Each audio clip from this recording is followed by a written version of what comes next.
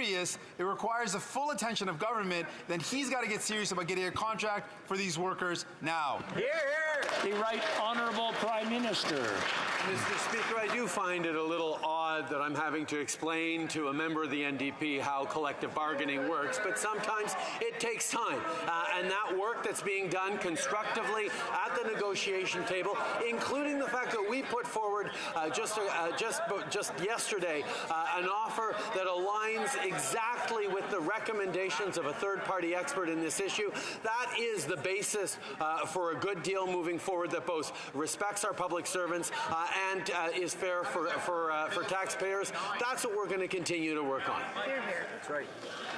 The Honourable Leader of the Opposition. Prime Minister can't believe he's having to explain to the Leader of the NDP, talking down to a member of his own coalition government just demonstrates how arrogant and out of touch this Prime Minister has become. Today, for example, he'll hop on his private jet and fly off on vacation to hang out with the stars and give speeches, self-important and self-indulgent speeches at Canadian taxpayers' expense. All the while, he's putting in place a 41-cent a litre carbon tax that will cost the average family $1,500 more. Why doesn't he axe the trip and axe the tax? The Honourable Prime Minister.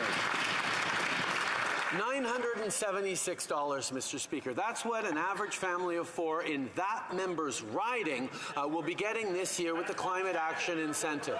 That's because not only are we moving forward with a price on pollution that helps fight climate change, but we're giving money back to average families across the country in jurisdictions where it applies that leave 8 out of 10 of them better off. This is how we both fight climate change and support families while, Mr. Speaker, drawing in global investments like Michelin, like Volkswagen, like others who want to be part of Canadian workers' successes.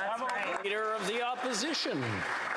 When he said $900 and something, I thought for a moment that that was the price of his New York hotel room. I thought, no, that can't be true. It'll be in the thousands. But Mr. Speaker, he's spreading disinformation again. He promised he was going to censor misinformation. Why doesn't he censor himself? Because look at the information coming from the parliamentary budget officer he appointed, which demonstrates that the average Canadian will spend at least $1,500 more in taxes than they get back in rebates. The Liberals call this report a prop. It's from the parliamentary budget officer, the one they appointed. They're called facts. Will he finally listen to them?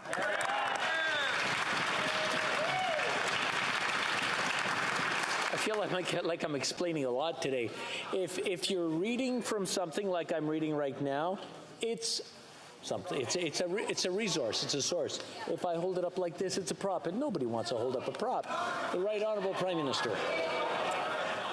Mr. Speaker, I can tell you he wasn't reading from the PBO report because the PBO report has actually decried the fact that it is being misinterpreted deliberately, indeed, by the Conservatives. The reality is, and the report is very clear, 8 out of 10 families in jurisdictions where the price on pollution applies do better with this price on pollution. But what the Leader of the Opposition doesn't want to talk about is the fact that having no plan, as he doesn't, to fight climate change is not going to create jobs for Canadians, not create growth for the economy, and not leave Canadians better off in the coming years.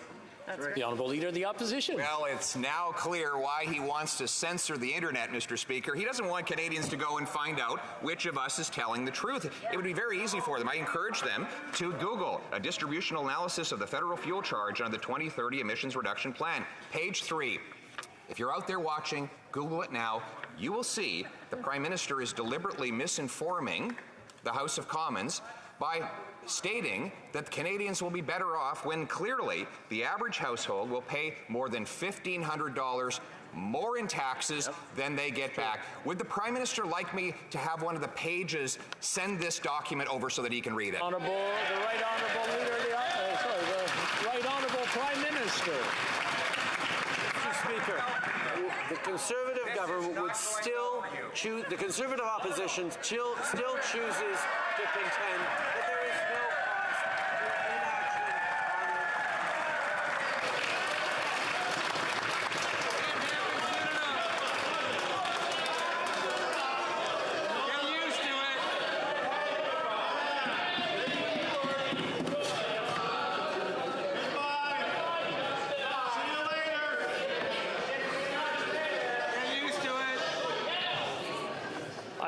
want to remind the honourable members to maybe take direction from their whip.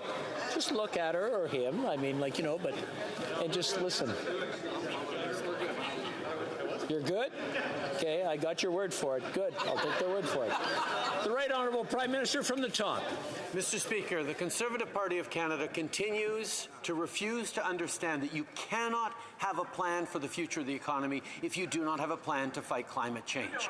They are continuing to choose to mislead Canadians, to confuse the issue, and to harm workers across this country. If Volkswagen chose to come to invest in Canada, if Rio Tinto is making investments in Canada, if ArcelorMittal is investing in Hamilton, these are things that are happening because of the leadership Canadians, Canadian government, Canadian workers are showing in tackling climate change and building a stronger future. The Honourable Leader of the Opposition. Mr. Speaker, he does not have an environmental plan. He has a tax plan. Since he brought in the carbon tax, he has not succeeded in reaching a single solitary emissions reduction target. That is because taxing people for something they have no choice but to use does not change the environment, Mr. Speaker. Canadians have to drive. They have to heat their homes. But this Prime Minister chooses to put the burden on the working class, 60% of whom will pay more in taxes than they get back in rebates, instead of putting it on himself. Why doesn't he cancel his hypocritical, high-flying lifestyle and the tax at the same time? Honourable Prime Minister.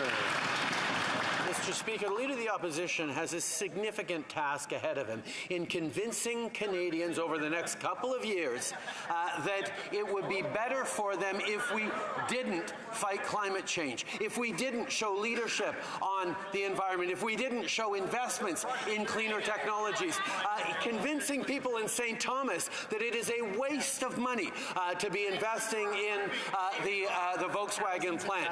These are the kinds of things that he's going to have to try and convince Canadians of, and all the fancy rhetoric he tries to use will not fool Canadians. The reality is Canadians know environment and economy go together. Hear, hear.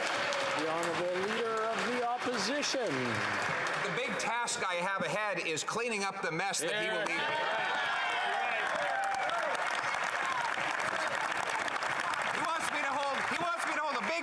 For him because he's made another promise. This is the guy who said he spent billions of dollars on the infrastructure bank, hasn't completed a single project. He said it would only cost $7 billion to build the Trans Mountain Pipeline. It's up to $30 billion, and it's not even built. He said his $89 billion of spending on housing affordability would make things affordable. House prices have doubled. Why is it that the more he spends, the worse things get?